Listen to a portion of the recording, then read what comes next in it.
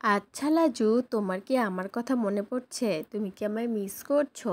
এমনটাই বলতে থাকে অনুভব লাজুকে।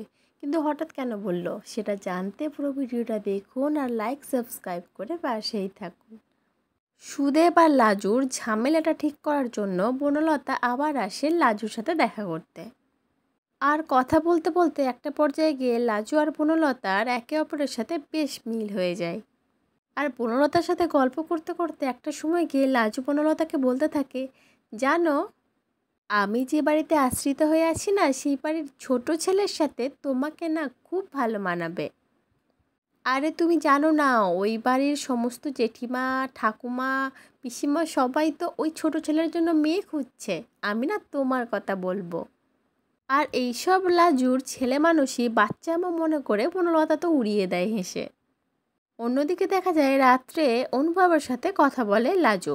লাজু বলতে থাকে, তুমি চলে এসো নে আমাদের গ্রামে। অনুভব অবাক হয়ে বলে, তুমি আমায় আসতে বলছো লাজু? লাজু তখন বলে, হ্যাঁ আমি আসতে বলছি, এসো নে একবার। তখন অনুভব মাথায় একটু দুষ্টু বুদ্ধি খেলে যায়। সে দুষ্টুমি করে লাজুকে বলে, বাই এনি চান্স তুমি আমাকে মিস করছো না তো? তোমার আমার কথা মনে পড়ছে না তো?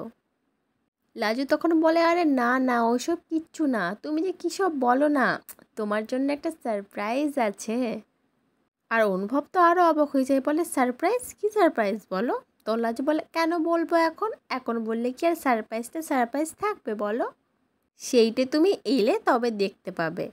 তবে কি আমরা পরের পর্বগুলোতে দেখতে পাবো এই লাজুর জন্য এই বনলতার অনুভব একে অপরের মুখোমুখি হবে। অনুভব তার হারানো বউকে অনেক দিন পরে খুঁজে পাবে, কিন্তু সে তো মনে মনে লাজুকে ভালোবাসতে শুরু করেছে। এবার গল্পের মোড় কোন দিকে যাবে তোমাদের কি মনে হচ্ছে কমেন্ট করে জানিও। পরবর্তী আপডেট নিয়ে তাড়াতাড়ি আসি, সঙ্গে থেকো, সাথে থেকো, চ্যানেলটা সাবস্ক্রাইব করে দিও। ধন্যবাদ।